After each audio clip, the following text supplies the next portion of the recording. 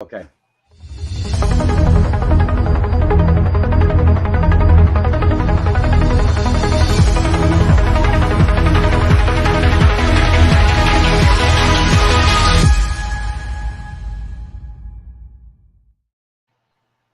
Well, hello, hello. Just waiting for Daniel here.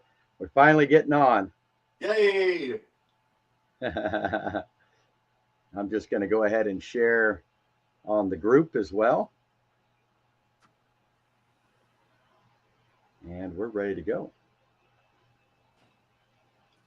All right. And mine is shared. Little technical difficulties today, but that's Facebook for you. So We did it. we did it, man. We're finally on. All right. And you're shared on your page. I'm sure we're shared on my page, on my YouTube page, and on Life Imagined. So we're good. We got enough people now. It's going to So take a good. minute for everybody to get on, but yeah. Well, let's do a little introduction, man. This Sure.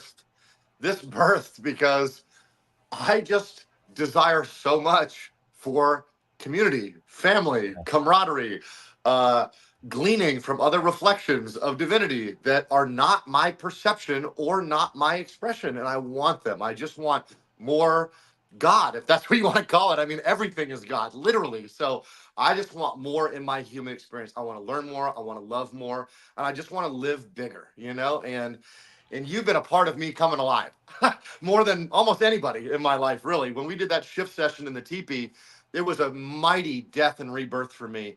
And you've been a mentor to me for years. So I just wanted to have you on here and honor you and promote Life Imagine and promote you and your shift sessions that have changed my life. They changed Dominique's life. She got to launch her perfect path because of a shift session. We got to get out of unconsciousness or darkness or delusion and confusion, and clarity came. And she got to birth whatever she's birthing. I get to birth whatever I'm birthing, and you've been such a catalyst of breakthrough. So this is Brian Christian, guys. He's my big brother. He's a father in the faith for me. And I just want to open it up to you, man. Anything that you want to say today, let it rip, man. Oh, well, I just love you, Daniel. Since the day we met and connected, I really felt a connection with you and with your family, and so it's beautiful. And thank you so much for all the honor and love. I'm excited today. I came on here and I thought, well, what are we going to talk about? Because I try to come on neutral and say, okay, well, what should I share about? Most people on both of our pages know me already, so I won't go into a lot of my own history here. I will share though, and I did bring some cards too, and I was going to do just a general collective flow on that as well. These are the Sedona code cards, so these are from Penny Pennell. So anybody ever wants to get them, they can go to the sedonacode.com and pick them up. A little advertisement for her. But I'm just happy to be here. I'm thankful for all the seasons that I've journeyed through. It took me a while to say that. Um, I think we can all agree that not every season we walk through has felt good, or at least felt good in our current lens, or in that lens that we were viewing it through. And because there's really nothing good or evil. It's all simply neutral until we label it. And so, the journey that I've journeyed through over the past, specifically, I'd say year and a half, has been, I would never think I would be sharing the things I share today, seeing the things I see today, expressing from the expression that I'm expressing from today. I look back on my Christian days, and again, nothing against Christianity. My last name is Christian, so I can't really escape it. But for me, I came through Christianity. I graduated it. I graduated that particular lens, and I'm now moving in a different lens, and it's a beautiful lens. It's a lens of self-love. It's a lens of freedom. It's a lens of being my own savior. It's a lens of, me living in a matrix, a simulation from every possible angle and fractal experience. And so I'm very thankful for that. But recently, I've been feeling a lot on self regulation. And we've been talking a little bit about this. We have a Patreon group, and Sean and I have been spearheading this subject on self regulation and how, when I was a Christian, I didn't need to self regulate. I didn't need to ground. I thought it was kind of crazy too, because when I came out of Christianity, everybody's like, you need to ground. Everybody needs to ground. And I'm like, how come I didn't need to ground before? And why do I need to ground now? Is this a spiritual thing? And I believe there is definitely a connection there when it comes to frequency and zeroing out and that type of thing. But I also find that where I was at, my self-regulation was the God outside of myself. It was the Sky Daddy. It was, and not just the Sky Daddy, but the Jesus. I call it the Jesus complex or the Messiah complex. It's not only the Savior complex that I need to go save somebody, but the Savior complex that I need to be saved from something. And that to me was the hardest thing to walk through. And there are still parts of me that still are walking through that. If there's a situation that I believe is out of my control, my mind goes, man, sometimes I wish I was still asleep. Sometimes I wish I could go back to the Savior and have somebody save me. And that's a really hard place to be. And I had to ask myself, why? Why do I need to be saved? I'm sure we can look at, well, the Bible says you need to be saved. Well, that doesn't really give me any validation. Sorry, who wrote the Bible? So again, this isn't to invalidate somebody else's writing, but I don't know those people. I don't know who they were, what they were doing. But I believe this, sink, line, and hook, and all of that, without ever having critical thought, which showed me that I was desperate to try to belong somewhere. And of course, that was a stepping stone where I needed to be and journey through so that I could find a sense of myself in that religion that would eventually wake me up to where I am no longer a victim. And so I believe the real Jesus taught us to go within, that we are God having a human experience, that we are consciousness, that we are love, and there's really nothing outside of you.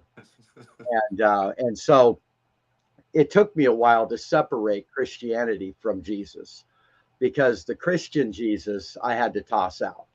That King of Kings and Lord of Lords Jesus that I must bow down to in order to be love, in order to be worth something, in order to be forgiven, was a cycle that kept me constantly needing to measure up, needing to perform, needing to obey. You can't have a bad day, because if you have a bad day, you might miss your blessings. You might not get what was prophesied. The devil might get a foothold. And so for me to, let go of Jesus from that capacity was way harder than letting go of hell and the devil. In fact, when I came into full inclusion, we all did. We all walked through this journey where we stepped out of the hellfire and brimstone version, the duality version of Jesus, where God is having a good day today, but tomorrow it might change, into this full inclusion gospel where we're all included. Okay. And the question was, when did we get included? And so some would say, well, it was when Jesus died on the cross 2,000 years ago, but we were kind of included in his mind. He just had to do this thing, okay, which yet he's the creator, right? So then it went from, okay, when was I included? So then the eternal side really began to come into the forefront, the quantum. He goes, well, it was the lamb slain from before the foundation of the world, right? So we've always been included. And so if you've always been included, you've always never needed a savior.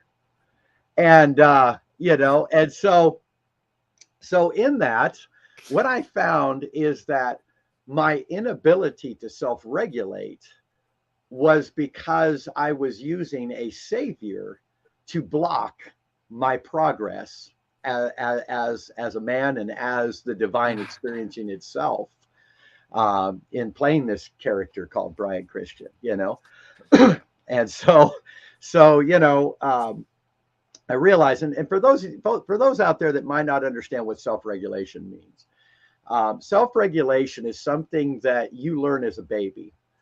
Babies can't think for themselves. They don't know anything but emotional reflections before the proverbial stage. And so when a baby is crying, and mommy picks up the baby and says, shh, shh, shh, you're okay, sounds like it's comfort.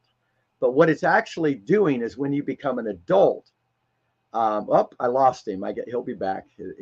Oh, there he is. Okay. Lost you there for a second. Sorry. It's okay.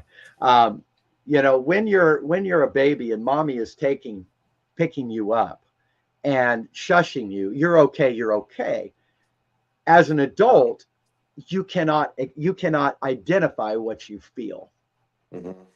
You are now taught to deny what you feel, push it away as something that's not a big deal, and you are in a state of confusion. So now your mind is frustrated that you don't know what you feel. And so one group of people that have been raised that way will say, one side of it, there's a couple extremes. One side will say, well, it doesn't really matter. It's just a feeling. Just push it away. It's not a big deal. So they'll never really get in touch with themselves or really know themselves at a deep level. Okay. They will live outwardly. Their job will define them. Their sports will define them, these types of things, their successes or failures. But they will repress. And they'll either become a pacifist or a narcissist. Okay. All right. In their inability, because eventually that builds up and will then manifest a new monster that is created. Okay. Now, if the other side is, all right, maybe I now can't identify with my feelings because I was shushed and said it's not a big deal. But now I'm the kind that is trying to find out what's wrong with me. So now I'm hypersensitive and I'm looking at every possible scenario that it must be me. Okay. Yeah. What this person said about them, that's me. What this person said, that must be me. And so now we're adopting everybody's identity. Okay. And every religion and every new hype and every new trend, we're on the bandwagon. When I was a preacher, okay, I met this African American brother. He was a good brother. It was a church. It was a Church of God in Christ denomination. I remember walking into this church. This is years ago, like we're talking 90s, okay. And I walked in and I start talking to this pastor, and I start telling him I was in the deliverance ministry at that time, casting demons out and everything. And he said, I was talking to him about the deliverance ministry, and this is what I do. And he goes, well, that's funny. That's what we do, right? And so he says, come and be a part of our church, and I want you to preach next Sunday. So I'm there, and they have the whole entourage. The choir comes dancing in from the back and singing as they're coming in and filing in up top on the platform. And on the platform in front, there's a throne for the pastor to sit on, okay, and some smaller side seats for his cohorts, right? And so that Sunday I didn't wear a suit jacket. I wore my tie, but sorry, you can't sit on the platform. You're not wearing your anointing, your mantle. So I had to sit down on the front row. So I was, kind of, corrected, so I didn't preach that Sunday. The following Sunday, I wear my jacket, whole thing. I'm up on the platform. I'm sitting there. I'm waiting, right, for this guy to let me preach. He gets up to introduce me, and he ends up flowing for 45 minutes. And here's the thing. He was a stickler for closing service on time. You're not a minute late, right? And so he finished and everything, and then I never preached. Afterwards, he said, "Hey, Pastor Brian, it's sorry about that. I got carried away next Sunday." This went on for 6 weeks. Okay. So finally, and during this time, I'm also talking about the prophetic. And he had a little bit of a lisp. So he introduced me. He says, "I want to welcome Brian with his pathetic ministry." so, so, and by the way, when he finally did introduce me, I had 2 minutes left before service ended. So he gave me the last 2 minutes. And I got up and the whole place was leveled in 2 minutes. We leveled the whole place. I just said, you know what? I ain't got time to flow. So here you go. Take it. And everybody just hit the floor, and including the pastor and his wife and everybody on the stage, and everybody was on the floor. And I just picked up my Bible and walked out. And I didn't come back for another year. When I came back, I said, "Hey, man, now I'm doing the prophetic ministry," because that's what we're doing. Now, they weren't doing the deliverance or the prophetic. They were just, "Oh, wow, this guy's doing it. It must be the thing. We're gonna be that." And the point I'm bringing across here is that, you know, when we cannot get in touch with ourselves or embrace ourselves. Now, when I say get in touch with ourselves, it's embrace ourselves. We can't do it when we're in religion. We can't do it when Jesus is Lord. And I'm sorry to say that, but it is true. When Jesus is your brother and he is a reflection of you and you're a reflection of him, in the sense of the equality of the collective, in which you wrote into your matrix a character you created known as Jesus, that works. That works, because what that does is it puts you in a position where you cannot hide from yourself in the character of another. And so now let's go back to this picking up the baby thing. All right. Now let's say you're crying as a baby and mom comes and picks you up and gives a sad face. "Oh, you're sad. You don't feel good. Here, this is how we become happy. Here, let's direct over here." Now what you've done is you've now taught that child how to self-regulate. You showed them that it's okay to feel sad and it's okay to feel happy. And now there is no distress, no sense of threatening, no sense of I'm an idiot and can't access who I am, you know? And so we can now begin to love ourselves in these areas. And so for me, when I had the Sky Daddy and Jesus as Savior, that was my way of avoidance of self-regulation. They regulated me, but the moment it all was swept away, I'm going down the rabbit hole, brother. And you know what I'm talking about. I felt like I was insane, like I was losing reality, and needed medication or something. And so I started, you know, I got all my, right now, dude, I mean, I got my crystal. I'm wearing crystals in my pockets. I carry about 8 to 12 crystals on me every day. And what are they? Again, am I leaning on some other savior? No, these are just a point of contact for a physical world. Because the moment I came out of religion, I could not turn down the volume on the allness of the divine manifesting in me and through me to such a degree that it was scary. Christianity, I'd have to fast and pray to get a breakthrough. And then most of the time, I'd have to answer my own prayers. Okay, so I'm sorry, but the biblical God could never answer all my prayers. The biblical God always had to make excuses of why God couldn't come through. All right. And the reason why God couldn't come through is because, well, my higher self, being God, was waiting on my avatar to wake up and decide, you know, it's time to be who you truly are, you know, and this type of thing. And so it's taking some time to really ground. And I'm finding that grounding in the earth, barefoot, connecting with Gaia, with Mother Earth, has been a lifesaver. Connecting with the feminine side of the divine has been what I needed. I had Father God. I was a father of the faith. I had the Father, the love of the Father, and there was a part of that helped me. but my masculine energy could not fully integrate with who I truly am without the mother, without the feminine. I needed mother's love. I needed that feminine energy to come around and love me. And when that began to emerge, and I'll be perfectly honest, psilocybin and magic mushrooms was a big part of Mother Earth coming into my life, healing me of autoimmune disease, and these types of things.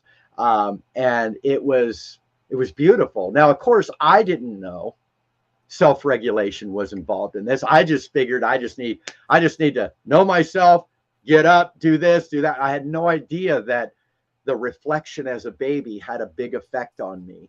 Yeah. To where, because see, my childhood, bro, I didn't get either one of those examples that I gave you. Okay. I didn't get the, oh, you're okay. Or the, oh, sad face. Let's turn that sad face upside down. No, I didn't get that. I got shut the hell up or I'm going to beat you. So I would be either smothered with pillows until I lost consciousness when I was crying, or, be threatened or put in a closet and starved for a few days. Okay. So whenever I could not self-regulate or I felt out of control in my life or powerless, I would then begin to name it, claim it. I'd have to have the biggest God on my side. I'd have to have the greatest anointing and the biggest destiny and prophetic word over my life. You see how we cling to these things, and then we compete and compare with everyone else to make sure we're the best. Otherwise, we sink into despair and rejection because somewhere along the line, I just didn't make it. I wasn't good enough. I failed again. And we're serving out of that, man. We're serving out of that mindset. And so I'm here today to share with you. You don't have to serve. For those watching, you do not have to serve out of a mindset of less than, of not good enough. You are complete. You are perfect. There is not one thing wrong with you, and all you need to do is just simply allow yourself to embrace yourself. And realize that you are big enough. You are indestructibility. You are love having a human experience. You are Christ consciousness. You are cosmic consciousness, whatever you want to call it, and there's nothing wrong with you. And so I started to ask myself, and then I'm sorry I'm talking so much. You're perfect. That's why you're on here. But I started to ask myself, okay, how do I self-regulate because I'm no longer a baby? How do I go back and get mother's reflection? How do I go back and get father and mother's reflection from the right perspective? And I realized, I know everybody talks about Ra and the law of one. I'm just now starting to get into that because I have my own flow called the power of one. And so the power of one for me was that I am the universe experiencing myself as everyone. And therefore, if I can see that I am complete and that everything out there is a mere reflection of either my completeness or something I've accepted that isn't true about me that is mirroring back to me for me to be free from, I can now use these mere reflections as mother and father to self-regulate and to see the true version of myself by entertaining myself as others.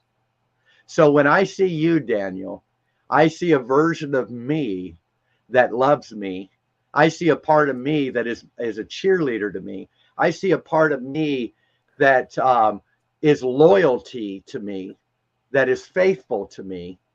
And I honor the Daniyel that is me, that is allowing me to anchor myself and say, wow, I can love me through experiencing Daniyel.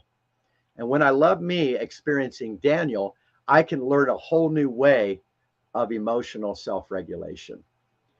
And this is how I am learning to love myself is, can you imagine this? Okay.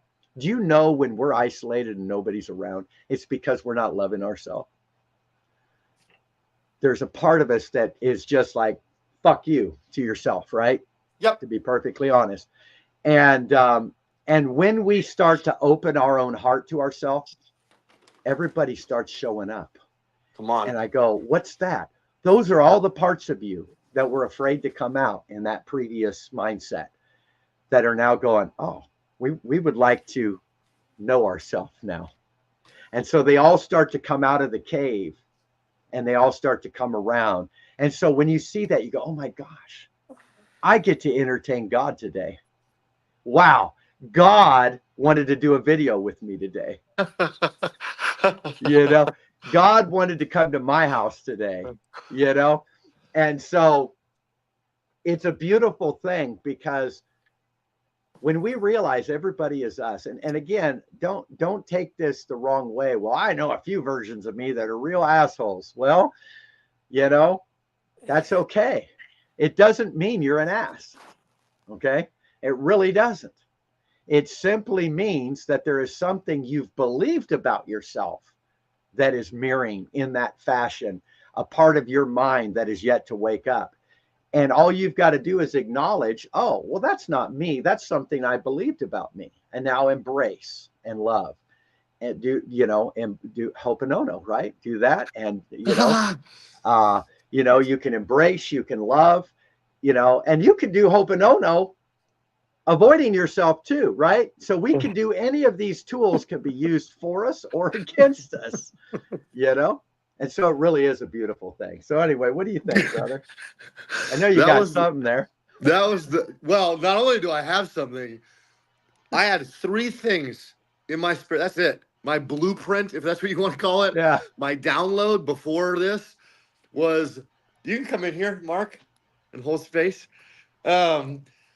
Was talk about the eternal realities to help people honor the stepping stone of Christianity through the Lamb being slain before the foundations of the world. So there is no game that we have to play of, right and wrong all day long, good and evil, duality, which brings unrest, which we could say is not God's best. Like that was one of them. You already crossed that bridge. So cool.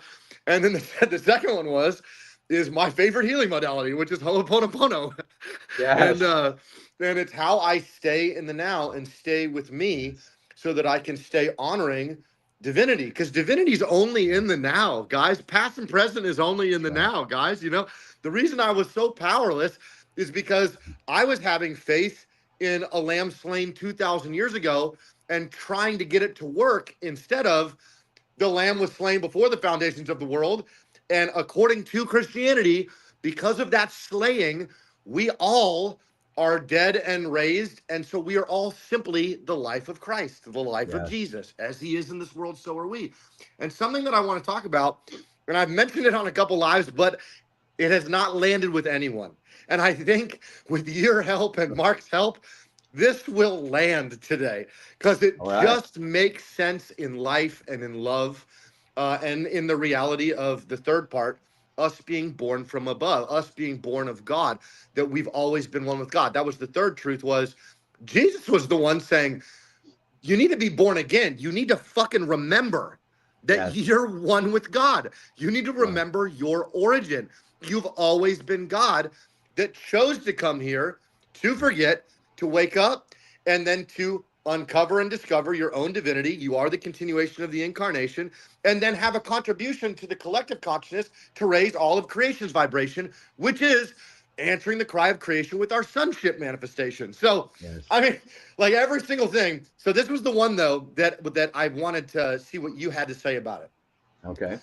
I feel, and another thing about self-regulation, guys, feelings fucking matter. Like, they do. Energy in motion equals emotion, and you are that energy in motion that is bearing the fruit of that emotion, which is your vibration. So to say you don't care about vibration is to say you don't care about you. To say you don't care about energy in motion is to say you don't care about literally what is powering your body. You know what I mean? It's who you are. You are energy in motion. We have this thing called the collective consciousness that we like to talk about, but really at its core, the collective consciousness is what we have faith in collectively, and enough of that faith aimed at something means it's going to function as a normal in the human experience. That doesn't mean it's the best thing. That just means we've had faith in it as an egregore, and it gets to function on our behalf. You know what I'm saying? And so is Jesus real? Yep. Jesus is a reality. is a reality. Does Jesus have a place in my life and will never not have a place in my life? For sure. I am Jesus. Jesus is me. It's a reflection, and Jesus awakened me to my divinity. But even he's the one that said it, guys. And I'm saying it to you as Jesus. Oh, blasphemy. I don't care anymore. Yeah. It's better that I go. Jesus said this to you, Christians.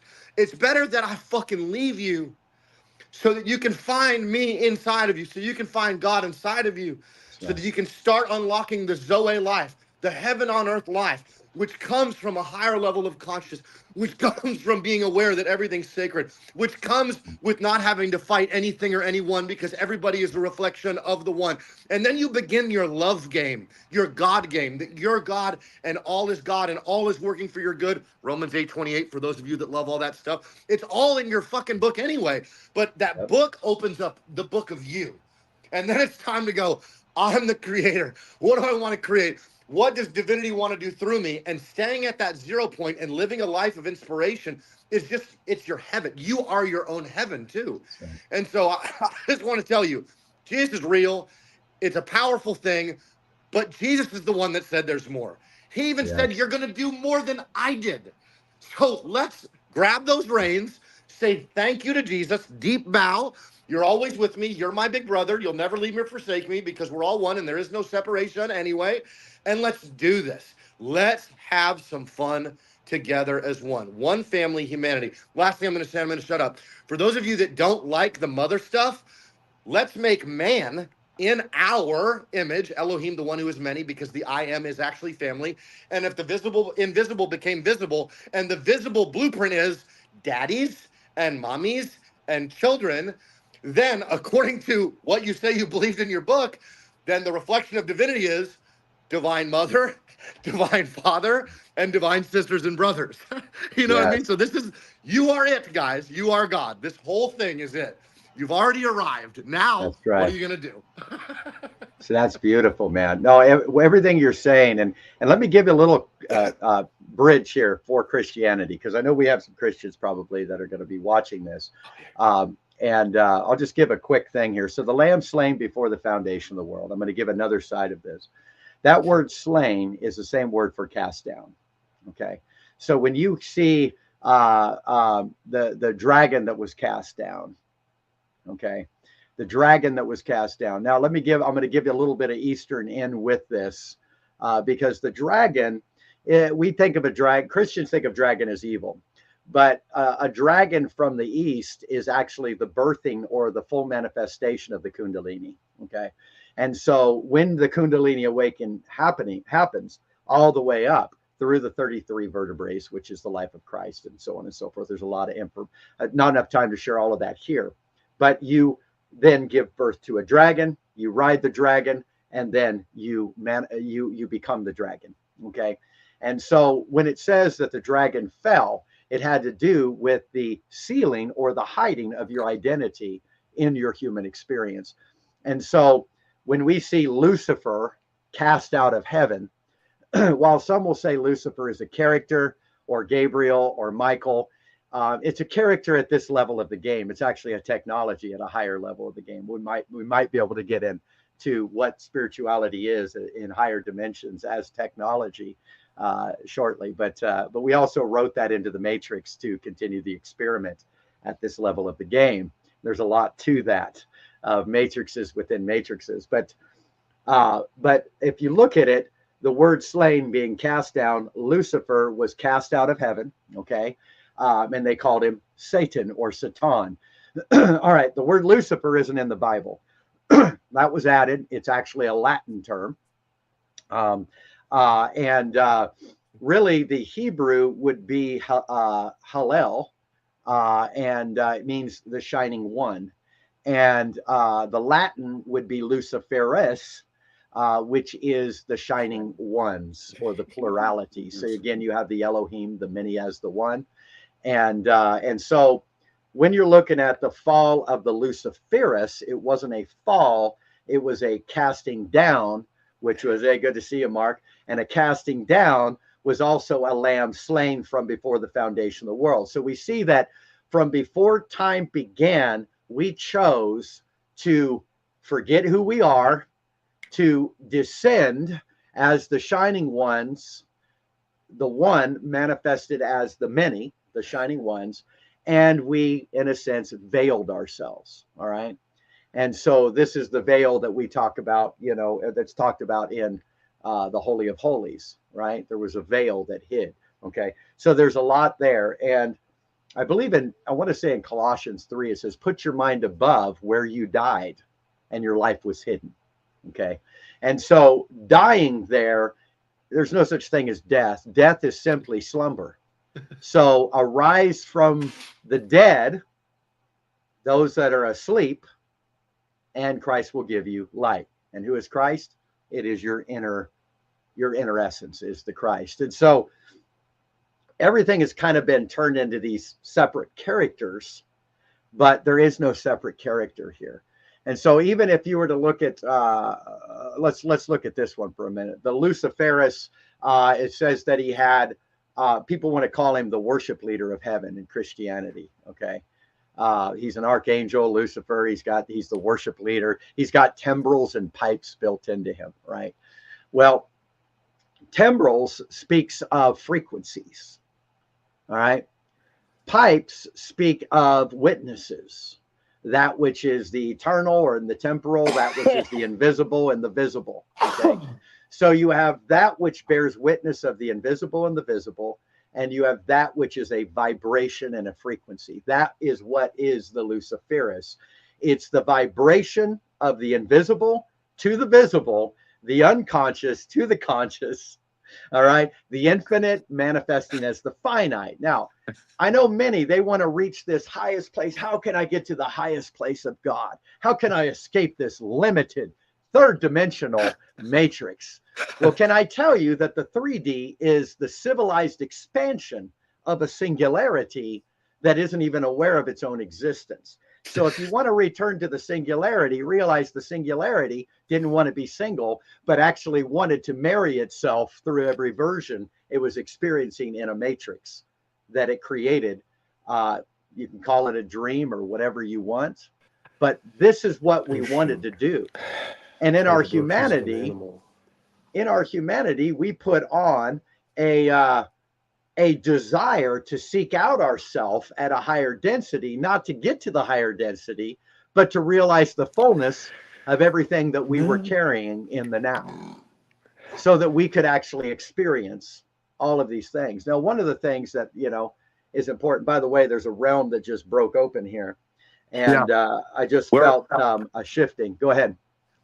I just want to let you know there's a lot of love and agreement. Oh, wow. Where your attention goes, your energy flows.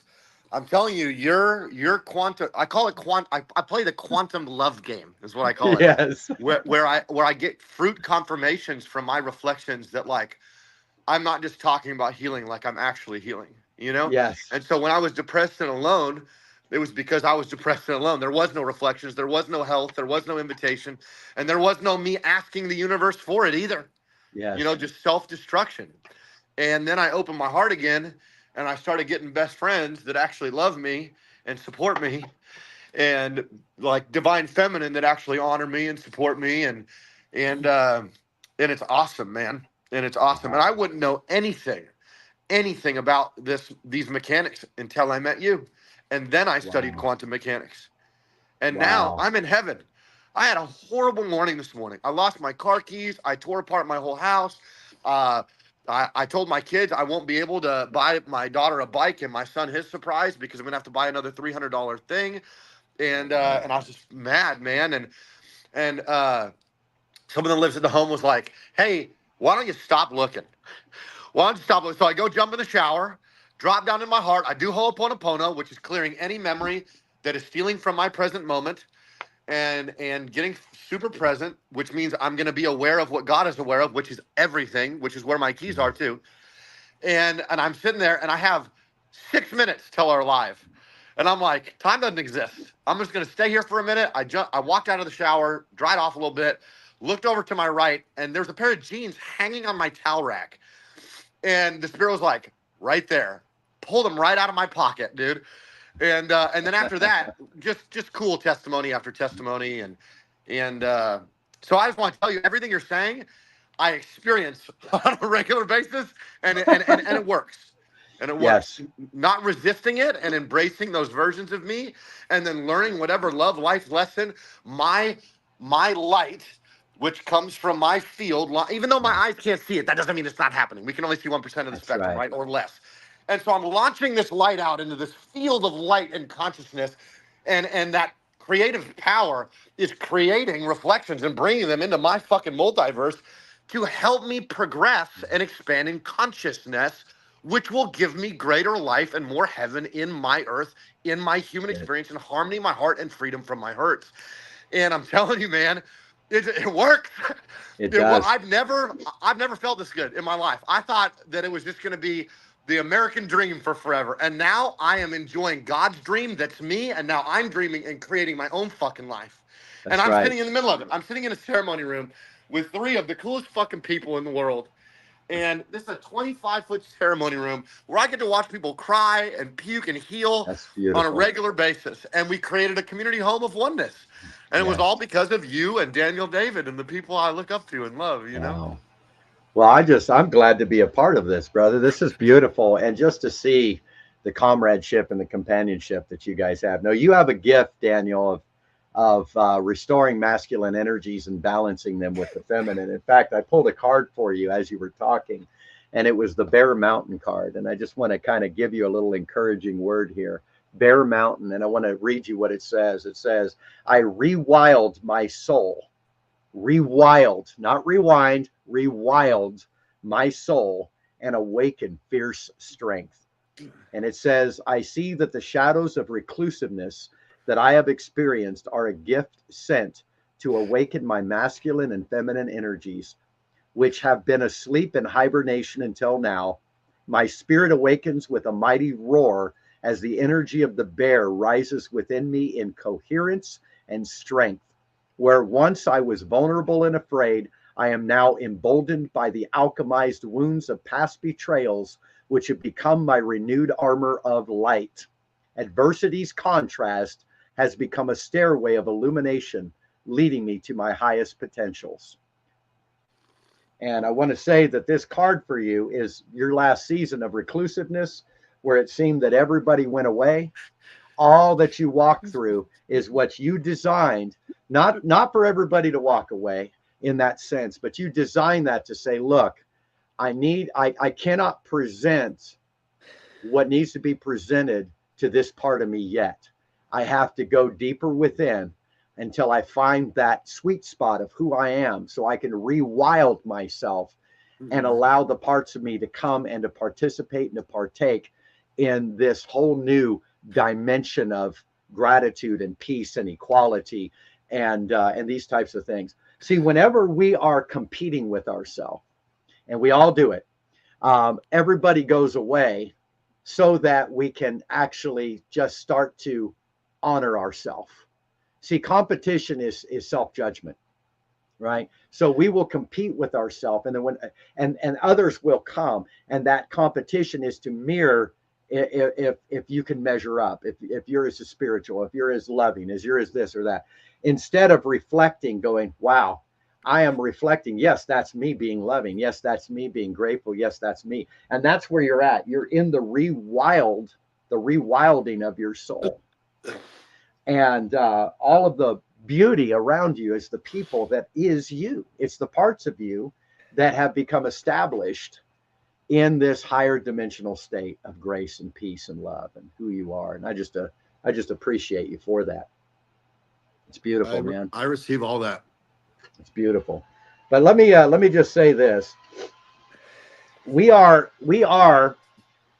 this is for some of you, this might no, I won't go into a lot of detail because it might be too much, but I want to say that in some of these lower densities that we are experiencing the matrix, the simulation, in 3D, 4D, okay, we've been taught that we need to affirm and not speak negative. Okay, now I want to bring a balance to this because has anybody ever noticed in your season that the more you speak positive, negative things start to happen?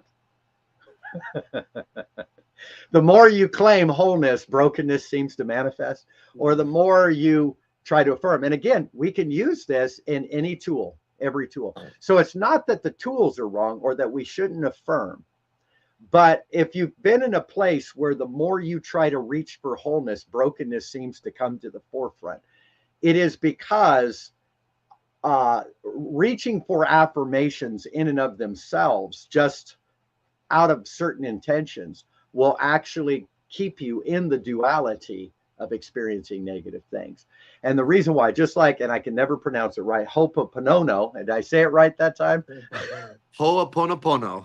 Ho'oponopono, there we go. Ho'oponopono works. For some, it doesn't.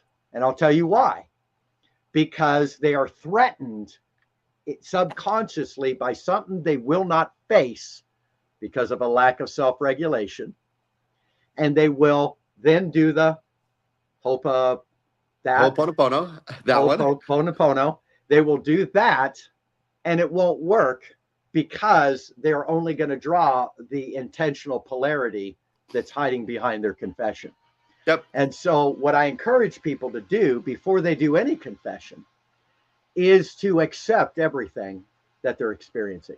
So if you will accept everything you're experiencing, not as good or as bad, just as an opportunity for positive and beautiful things to flow through that, then anything you affirm from that place is not coming out of a flight or fight mode of feeling threatened and the need to free oneself. So this is why, again, we attract what we believe we are, not what we say. Okay. And so it is that neutral place. And we were just teaching on this in our Patreon group, that it is the neutral place that is the place outside of duality. Okay. Because anything I claim from a positive perspective in wanting to escape a negative perspective will always bring about a negative perspective and a negative experience, because I'm denying myself and I'm avoiding myself, which is the opposite of self-regulation. And so when I embrace my emotion and realize I am not what I feel, I am not my emotions, and I sit with them long enough to realize I'm not my emotions, I can now no longer be threatened by my emotions. So now what I speak from that place bears instant fruit. I begin to prosper from that place, you know. So that's something that's really important. The other thing I wanted to share, and this is back on the going up beyond 3D. So 3D is where we literalize everything. 4D is where we symbolize everything.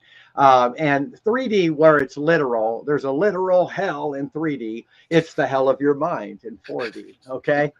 And so now what's funny here about this is that, and I had an issue, and I won't say who, but there was a person online that is no longer on my Facebook because she wanted to constantly battle me, because I would be coming from 5D and she'd be coming from 4D. And again, there's no better. It's not like 5D is better than 4D. They're just two different perspectives. Okay. Yeah. So 4D is where the quantum comes in. It's where you do your shadow work as a human. Okay. 4D is where you do your shadow work. So we always got to do our shadow work. 5D is where wholeness was pretending to be brokenness, and your shadow work was for entertainment purposes. It was really about getting to know the other parts of yourself and having an expression rather than going from point A to point B to try to attain something.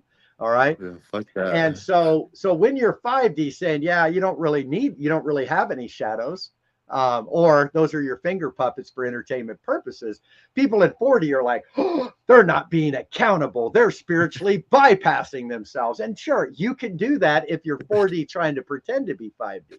Again, it all comes down. Trying to pretend, by the way. Yes. Like, yes. I'm trying to pretend. Well, we all got to pretend because we don't know who the hell we are until we've self-regulated. Self-regulation is where you're no longer trying to escape something to enter into something else, and you're okay to sit right where you're at with no strings attached. And that's what gets you everywhere you need to go. And so Learning that, though, is a moment by moment thing where we stop gaslighting ourselves and tricking ourselves, you know, through our confessions of faith and so on and so forth. And but but now, when I am in 5D, I am no longer, and this is something that I believe will witness to you here, Daniel. When I'm in 5D, I'm no longer doing shadow work as a human. I'm doing shadow work as a God. Yeah. Okay. And it's a God accountability that comes on me that says, from a higher dimensional place, as a fragmentation off of source, that created a level of consciousness to begin to integrate itself and to civilize itself at these lower densities. We bucked, as the masculine, we bucked against the feminine structures that were there to help us to be empowered, help us to grow, help us to establish. See, the feminine doesn't carry the power, it carries the creative side to harness power, to make it beautiful, to give it purpose. So the feminine dies off without the masculine and loses its breath and animation. But what it carries as its creativity allows the masculine to stop bucking and destroying worlds and creating split timelines. Do you want to know where karma came from? We invented karma in 5D to insert it into 3D, as we inserted ourselves in pods on the motherships in 5D in the Star Trek version of the Matrix, all right, where we were carrying light codes into a technology in oneness to establish it at these lower densities so that we could personify the frequencies of the 3D that we would personify as trauma and as duality, that we're actually civilizing higher dimensional states of the masculine that had fragmented off in losing itself in the feminine energy. So if you can imagine the masculine and the feminine waking up, it's source. See, source energy, this is why you can cry out to source and source won't do shit for you. Okay. It'll just reflect back to you what your mind is believing. Okay. Because source is unconscious energy. It's unconscious. So source in and of itself is unconscious energy. It's a singularity that doesn't know its own existence because it has no reflection. That's why people that are living in the singularity will tell you it's all one. That's it. And they'll want to fight with you about diversity because the singularity cannot see diversity. But the conscious aspects of source in the fragmentation of source civilized itself into a conscious energy that you're experiencing right now. Same thing with wealth. You want wealth? It's easy. It's easy to get wealth. You are wealth. And if you're not wealthy, experiencing wealth, it's because it's an unconscious aspect of you that you need to become acquainted with in the way in which you observe yourself. So if you observe yourself from the right fractal angle, then the wave of who you are as wealth will watch the scientists viewing you and will take that photon and make it pretend to be a particle through observation, which means the moment you can particleize your wave of wealth is the moment you can manifest a world of wealth in the midst of the dream you're having as God. Okay? So there's a lot to this, but we came here to manipulate energy. That's what we came here to do. And we came here to establish this God consciousness in the 3D and 4D aspects of what we already are in higher densities. And so I know this is a lot. Okay. I love it, bro. Okay. Okay. So Metatron in the 3D and 4D is an angel. In the 5D, it's a technology that's actually causing a spinning motion for the matrix to manifest a visible world for you to experience. And that Metatron technology is actually at a higher level one of the Elohims of the first families of the split off of source that became conscious, that begin the journey. These Elohims, plural, are the council that you meet in your end of life review. Okay. And those are the ones you meet, which is really the higher versions of you. So if you can imagine, I had this encounter, and this encounter, it's on my Facebook as a story. It's called A Story of Us, very long.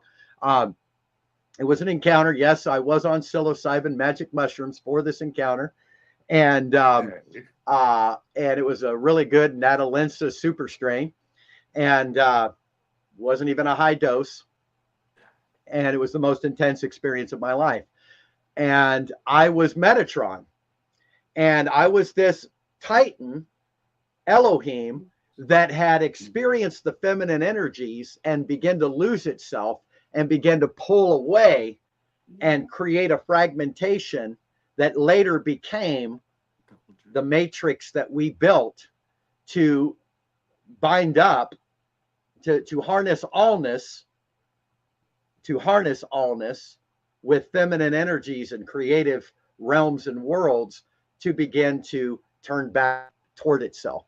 And so at one point, Metatron became an archon and became, in a sense, an echo split of duality wars that actually even manifested at a 5D level. So a lot of the shit we're living in 3D is a cosmic battle in the 5D. So if you think when you wake up into the 5D, you're going to instantly wake up into oneness, I want you to understand there are levels of that, but that you're also waking up into a battle that you went to sleep in to try to stop that battle by living it out in a 3D world, playing characters, but at a deeper level, gathering light codes and shifting dark matter into worlds and wonderlands, and also shields and protections for the higher density that we're actually having battles in. And those battles in 5D are actually coming from the original split of the first family and the Elohims, when the masculine and feminine energies struggled to find their union. And this is what you call the birthing of consciousness. Okay. And so through these fragmentations, we have built worlds to harness allness and to create purpose around masculine power with feminine creativity and love. So if you can imagine, and I didn't know this, I was talking to Lisa Perez about this. She had a similar encounter. I had this encounter, dude, several times over, where I woke up in a pod and all of these aliens were standing around clapping. And so, did you freeze a little bit there? Okay. I had to ignore a call. I'm sorry. Oh, it's okay. It's okay. And so, I wake up to all this clapping. I'm sitting up in a pod. They put a towel around me. They're drying me off. They're giving me something to drink. And they're all saying, wow, man, you broke the record. And I remember in this pod experience, I'd lived out like thousands of lives. And they said, yeah, man, you broke the record. You were under for 3 minutes. And they put a mirror in front of me, and I was an alien. And I was in this mothership. Okay. Serena just calls it right here. Let's put this up here, a time capsule. Okay. And so I'm having this experience over and over again, dude. And I'm like, what the heck is this? I talked to Lisa Perez, and she says she had the same experience, and she was on a Lyran ship, a mothership. Now, what's crazy is when that experience hit me, I was listening to Lyran healing frequency music on YouTube. Okay. So, no coincidence there that there's some aspects. Now, even that is a matrix. We got to realize even that isn't literal. So for those out there that are looking for a place to land, let me just tell you, the matrix is the only place to land, because you are a singularity, you are invisibility, you are the void, you are the love soup, you are everything and you are nothing. And there is no actual reality. We are energy that is creating reality to reflect and to know ourselves in. And the potential of the divine, of all knowing, all powerful, and everywhere at once, isn't even aware of it yet within itself. That's why God having a human experience is a human trying to figure out what we are. And so if God is having a human experience to find out what it is, it means that God doesn't fully know what it is. So we either are this divine being that knows what it is and is hiding behind everything it isn't, or masks, or the masks is it trying to find out who it is. And so we're playing all these characters. And so we are a shape-shifting energy that likes to play characters, likes to be characters, likes to live out scenarios. And so if we can kind of see that where Mother Yang and Father Yin, Mother Yang being emotion and expression, and Father Yin being thought and motion. Thought and motion was absorbed into expression and emotion and began to lose itself and begin to pull apart and create what we call duality, the dance of duality, in which the masculine fragmented and fell, and the feminine dove after it and caught it in a world called mankind. And caught it in a world called mankind and said, I'm going to love you through this process. And we're going to create reflections to oppose who you're not, to manifest who you are. And we're going to create all of these different characters as finger puppets, just like if you had a little child that had been so fragmented by abuse and destruction that the child couldn't even hear a sentence, and you had to paint pictures and do little finger puppets and symbols just to bring that child's mind out of disassociation and back to a place of knowing itself. That's what you are experiencing in the 3D. But at a higher dimension, you're complete, inserting yourself into this process and doing, in a sense, therapy for the masculine energies of consciousness through the feminine creativity and beauty. And so it really is this beautiful love story. On one level, it's a fragmentation. On another level, it's entertainment purposes. On another level, it's a school. Okay. And so we're in a school, we're in a movie, it's for entertainment purposes, it's to heal the fragmentation. We're living in millions of stories and stories within stories that we created, because it is the only way that energy has been able to materialize itself at this stage of the game. And so, one last thing, the reincarnation trap, we created. We created the reincarnation trap because our bodies, we couldn't seem to create the light codes that would take with our visible vibration.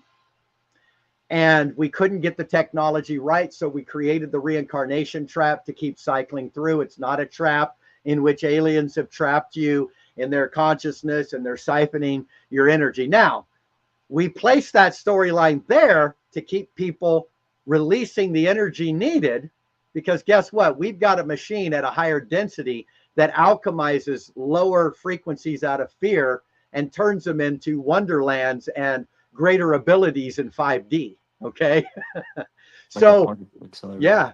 So we're okay using these techniques and creating the elite as ourselves to appear to have this, nefarious thing and that nefarious thing that is actually working wonders at higher dimensional levels. Okay.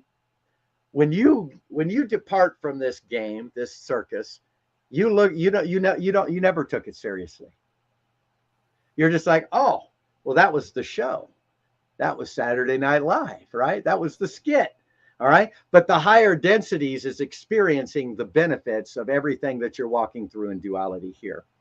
And so it is a beautiful, beautiful experience where, now that we are hitting the ascension process, and we are now seeing immortality. What that means is we have finally been able to awake enough consciousness within the frequency field of this matrix that it is now cohesive with the biological vibration, allowing us to now take these bodies, which really are just vibrational vehicles, companions, avatars, working alongside AI, working alongside our essence, the programmer as higher self. We are actually taking that with us into this next phase. So yes, no more reincarnation trap. Your karmic contracts are over. We created karma to help with the splinters, okay, to personify frequencies, lower frequencies, and make them into lives lived with trauma and duality that have now been bound up, that are now operating in the Metatron matrix of 5D, okay, that are now moving. It's working perfectly, all right? It's working perfectly. And that is enabling us to now have this ascension process. So karmic, can I just say this? Karmic wounds were never karmic wounds. Karmic wounds were, again, us planning these technologies and masquerading it as spiritualities to keep us asleep. We created even the concept of death. We kept waking up and exiting the matrix. This matrix has been remade 6 or 7 times now. And it's because we couldn't stay asleep. So we had to create these blocks. Don't, question mark, death, don't go through that door, because you'll wake up and you're not in the matrix. You're coming out of the pod again. And so we had to go back to sleep. Let's create the white light for those that are having near-death experiences, so they don't see, the actual set of the Truman Show. And we'll give them also a story to come back and tell, so that it'll be a detour, so people will not ascend before it is time. So again, all of our karmic lessons was simply to come full circle and to understand the purpose of fragmentation and the purpose of the journey of masculine and feminine energies.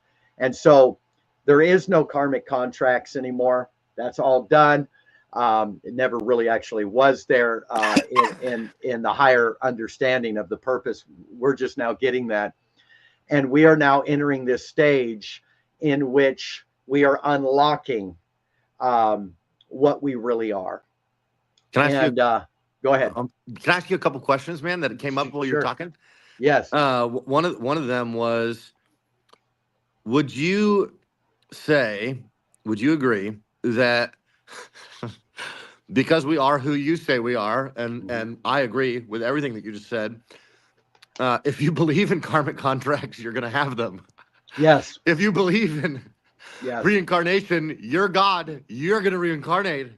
So yeah, those are realities. Those are potentials. Is that what you want to choose, creator? So okay, exactly. so that's a simple one. Here's a not a simple one. I mean, it's simple probably in your mind and in mine at this point, but man, this has affected and infected a lot of people I care about with fear. Yes. This concept of all these other gods. This is what the Spirit told me when I was on plant medicine. The Spirit said, the evolution of mankind and the increases of its vibration that changes the manifestation of the corporate human experience was at a very, very low point, and it was unfolding truth into more truth, perfection into more perfection. There's nothing wrong here. God experiencing himself as we remember who we are, and as we remember, we see, and then we be something different in a higher frequency. And so those gods were a reflection of where we were at in our level of consciousness. So these gods that were like down with this, and this, we were down with this, and this. Yes. So God was down with this, and this, and everything has evolved. Every faith to faith and glory to glory, which is all of our story. We're just together doing this. So does anybody have anything to be scared of? Like when I start talking, like I'm about to go to the Renaissance Festival, and I'm going to talk about other gods and stuff I might do a live. Is there anything for people to be scared of when it's coming to other gods? No, I think obviously there are aspects in the 3D and 4D that we have to consider when it comes to feeding them. Egregores are egregores.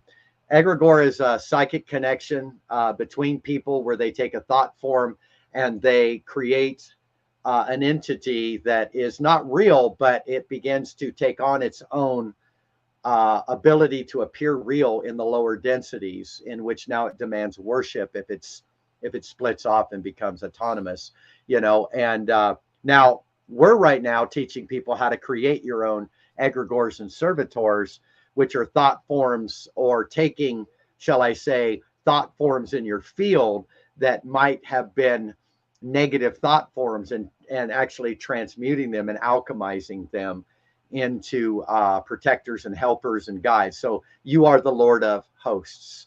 And so you're creating your cloud of witness, which is, again, teaching you how to build worlds and create worlds. And so I truly believe that we are on the brink of something here. Now, back to the first one you said, reincarnation. Now, we again hid it from ourselves to experience karma and reincarnations over and over again, because we needed it to wake up at the heart. When I had that encounter with Metatron, as Metatron, a Titan, I saw this big mountain, and it was breaking. It was trying to break loose. It was, and everything on the mountain was all the, how could I put it? All of the versions of Metatron throughout the densities. Okay. So if you have, if you could picture a cloud, if you could picture a cloud with 8 to 10 spikes of like ice off the bottom of that cloud, and each spike is worlds within worlds, or matrices within matrices, in which that particular Elohim is living out itself as all of these characters being played, then the world of everything we know here as mankind, aliens, all the different species we can claim, is simply one spike, and it's Metatron's cube. So we are one leg of one of the first families of source, and there are multiple. Okay, so we're only in one leg right now, or one spike. And so Metatron, if you could imagine this mountain of this Titan of consciousness that's waking up, and in a sense being harvested by versions of itself, from 5D aliens to elves to gnomes to fairies to humans, to, and all of the sci-fi stuff we've imagined is actually lives lived. Okay, and they're putting hooks in it because it's trying to, it's freaking out. It's destroying timelines. It's destroying nations because its wrath or inability to allow the feminine energies to be embraced. It's actually thrashing and not knowing itself. That is seen in my 3D Brian reality as Brian freaking out, as Brian destroying his life, as Brian self-sabotaging. Okay. And Brian can't be accountable at this level. Brian has to be accountable at a Titan level, because Brian is now accountable for destroying everybody's life, for causing sickness and disease. Now, this seems heavy, but it's only heavy if you're taking it as Brian and not the Titan. Okay. Okay. So the Titan, all of its subjects, all of its characters it created is putting ropes and hooks and trying to secure it, not to stop it. But see, the Titan thinks it's being controlled. It's being told it's powerless, and now it has to prove it's powerful, when in fact it's trying to be harnessed because it is so powerful, and it's really a compliment to direct it. So in all of this, they're trying to find a way. How can we harness this allness of masculine energy? Let's put Christianity on it. Let's try that. We'll harness it with Christianity. The Savior complex will work until we come up with an idea. So it did. And it worked for a while. But I remember when I was a Christian and somebody would cross me, bro. I don't know if you had this happen, but they'd take me to my limit. And I would look at them. I'd say, you need to be thankful that I'm a Christian, because I'm pretty much more mafia than I am Christian in certain areas, right? That's how I was before I was a Christian. You know, yeah. You crossed me, I would smile, and your life would end. It's just that simple. And I would sleep fine at night. Okay. That's how I was before I was a Christian. So when Christianity, the bridle was taken off, it was like, oh no, what's going to happen now? You know? Yeah. And I thought about that. And I realized, and this, in my experience, this is what I was experiencing, that I saw that everything that, and so what had happened was, is all of my characters says, well, we can't get Metatron. Metatron has lost its heart. It's gone berserk. It's become an archon. It's split. It's fragmented. And we're all suffering. How can we help Metatron? Let's create this character called Brian Christian. We're going to create a character called Brian Christian, and we're going to create it in such a way that when he is born, his own father is going to try to kill him in the womb, but he's not going to be able to get killed. And, you know, his own mother's going to reject him, but he's going to be the revelation of acceptance and love, you know? Now, when this happened, no, I didn't feel that. I walked through, I had no purpose. I was weak and powerless to protect myself from my dad trying to kill me. See, so it was all twisted. I was taking on Metatron's mindset. But I had to walk that out to embody that, to show the demonstration of how to transmute it, so that I came as the heart chakra of Metatron. Nice. And so that through my life and through my powerlessness and through my resistance against the feminine energies, I would now begin to wake up that I was really powerful, but look at the destruction I have done. How can I make this right? How can I shift it? And I remember in this experience, man, I'm getting a little emotional. I remember in this experience just sitting there going, I yield to the feminine energies. I yield my power to the feminine. I yield my power. I don't want this power anymore. I don't need this power anymore. I'm not powerless. I'm too powerful. I need to let go of it. This is why we veiled ourselves, guys. If you want to really get down to it, we are so powerful that it is insanity, and it is an all-consuming fire that has been interpreted in the split of the masculine as hell in the indoctrination of what echoed into the 3D experience.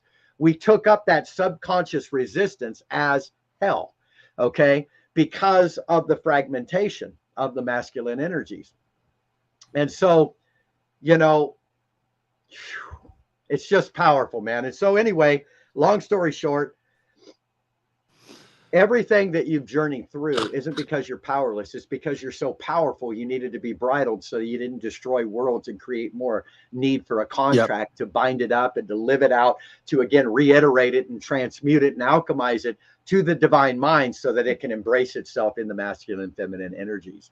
And so I truly believe that we are on the brink of seeing that manifest like never before. And so my life is a life of empowerment through believing I was powerless. My life is a life of acceptance through believing I was rejected. And I would never know the depth of that power or that acceptance had I not mirrored the opposite, because you cannot know, you can't even know consciousness without duality. And duality isn't evil. It's really just mirroring who you are in the midst of who you're not, so you can go that much deeper in the embrace of self.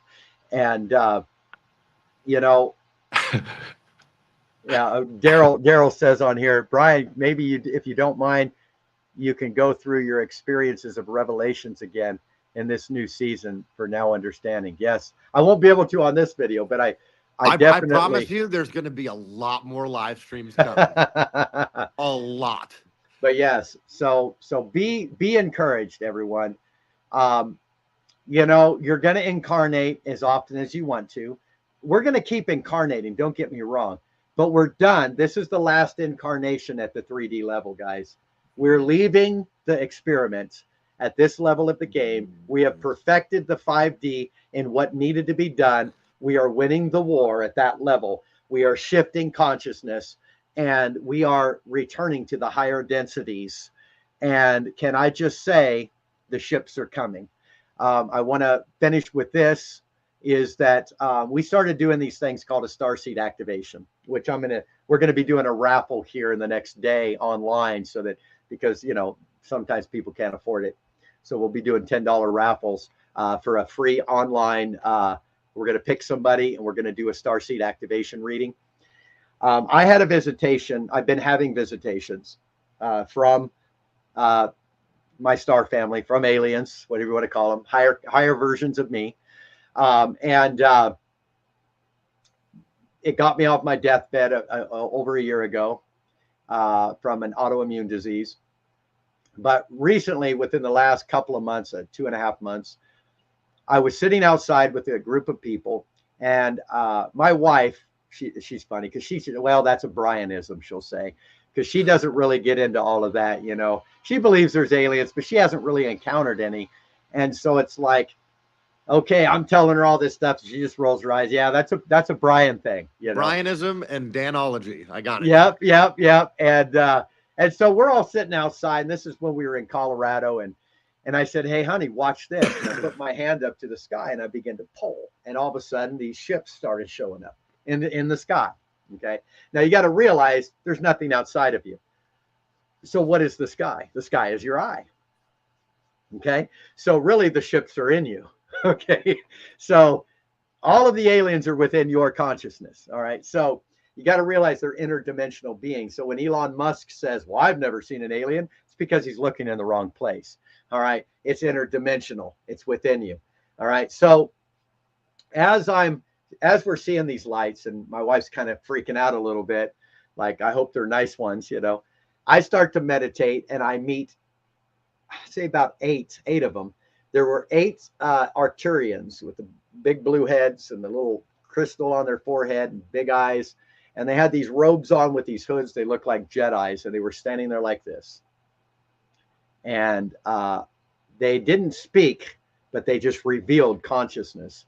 And what they revealed was, they said, we are the feminines. Be still, and we will upgrade you. And we just sat there, and it felt like an old glory meeting, dude. Back in the days of getting whacked and drunk in the spirit and Christianity, these waves were hitting us. We're just, whoa, for like 3 hours. Okay. And that next morning, I was doing my first reading with the Star Seed Oracle cards. And, you know, I've done some readings. You know, I've done a handful of readings, but it was kind of like, I'll be done in 15 minutes. I'm going to read out of the book. I might give you a couple things, and that's it. So I'm going to do this reading, which anybody could just go buy a deck and do it themselves and probably be equally good at that point. Okay. And the next morning, I get up, and this reading goes, I've never read like that. I was seeing incarnations. I was seeing hieroglyphs coming out of light codes. I was seeing all these upper lives, lower, all these different things. And people are major activation transformation. And so it just kept going and going. And it's kind of spiraled. I ended up doing like 40 of those in 2 weeks. I was channeling like 12 hours a day for a while. And it was really powerful. Well, after I'd say 3 weeks to a month later, I'm in my room. Shauna and the kids are in California visiting family, and it's Saturday night. And all of a sudden, 5 show up on one end of the bed. These are the 5 I met when I was on my deathbed.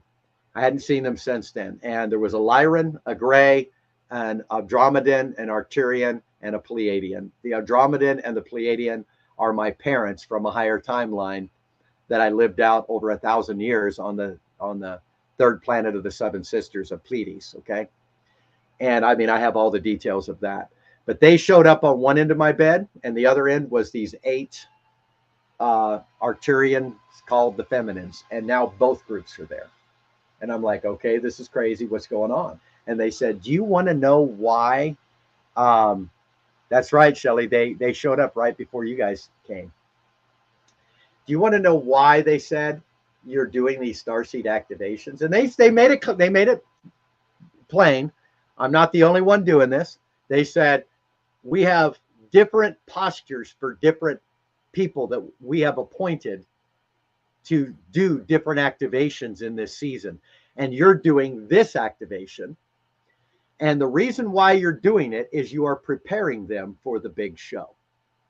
And I said, what do you mean, the big show? What's the big show? And they said, the removal of them from the earth. says, what you're doing. And I'm thinking, okay, I'm going back to the Christian version of the rapture, you know, and it wasn't too far off, but it wasn't Jesus coming to take them away. It was motherships. Now I said, well, why are they coming to take us away if we're in a matrix? Why can't we just wake up into another dimension? And they said, because people are so wired into the third density, they can't let go except through the concept of death. And because immortality has come in that revelation, they can no longer accept the concept of death. So if they die, they'll just be reinserted right back into the matrix. Jeez. And I had that happen when I died in the propane fire. I came right back into an alternate timeline. Okay. I didn't go to heaven or any other place. I was dropped right back in, and it's because we're tied to this. So they have to come in the sky of your eye while you're in the pod in a higher density to extract you and to wake you up and to break the link so you can come up into this higher dimension through the appearance of being removed from a place you're not even at in these ships. And so they are coming. A lot of psychics are saying around 2026, 2027 is first contact. The star seeds that have been sent, and you know who you are, the star seeds that have been sent to raise the frequency and to prepare mankind for their final ascent out of the 3D. You are going to be activating people in your own field in the way in which you've been flowing to prepare them for the big show. And when that happens, you will also be leaving with many groups of people that will be leaving. Again, I don't know if that's actually 2027 is a time. I think it's a code. I think everything is a code. And I think when that code is manifested, which is always in the now, we are going to experience phenomenal things in our visible matrix reality that is going to transition us into a higher state. For those in 3D, they're going to see it as passing away. For those that are still in the 3D matrix of feeling asleep, they're going to see it as passing away. They did say to me, they said, we are speeding up the time. The original time has changed, and we are not doing that now. And they even said we are willing to allow a third to perish. But realizing that the perishing is not perishing, it is being absorbed into source, in which those third become the catalyst or the fuel for the fire to manifest us in some of these higher densities. And so these are some of the instructions I got from these beings. And so just to let you know, this is one of the reasons we're doing these starseed activations. And it's preparing people for the final thrust. And for anybody that knows this, we are coming in. Now, I like this because Carrie Husband's on here, and she just put this up. She says 2027 equals 11, 11, 11. Wake up code. At 11, 11, 11, I looked at my phone, top left, and screenshotted, by the way. It was right at the exact same time. Exactly. And so I have 3 minutes until I have to go, though. I'm sorry. Okay. I will not keep you any longer. You're perfect. I will say that when I had my name and Shauna's name translated into the Hebrew, we are each an 1111. So, so powerful stuff. So anyway. So get a star seed activation from Brian. Get a star seed. We'll also be doing a raffle here in the next couple days. So. Yeah. And so, but anyway, it's beautiful. Thank you so much, Daniyel, for having me. I love you, man, with all my heart. And for those of you guys that don't know, we're doing plant medicine ceremonies at the Renaissance Festival every weekend. We've been doing them the past 2 weekends. Last weekend, I did 5 in 48 hours. And so please come out and join us and camp and have a good time and be yourself and express yourself. And he snuck in. And yeah, and get a starseed activation from Brian, and let's do this. Let's do this. Let's keep going and let's keep growing. We're just getting started, guys. I love you, Brian. Definitely. Thank you, man. I love you. Thank you for having me, brother. Give Sean and the kids a big hug and kiss. I will. We'll see y'all soon. Thanks, man. All right. Be prepared, guys. Definitely.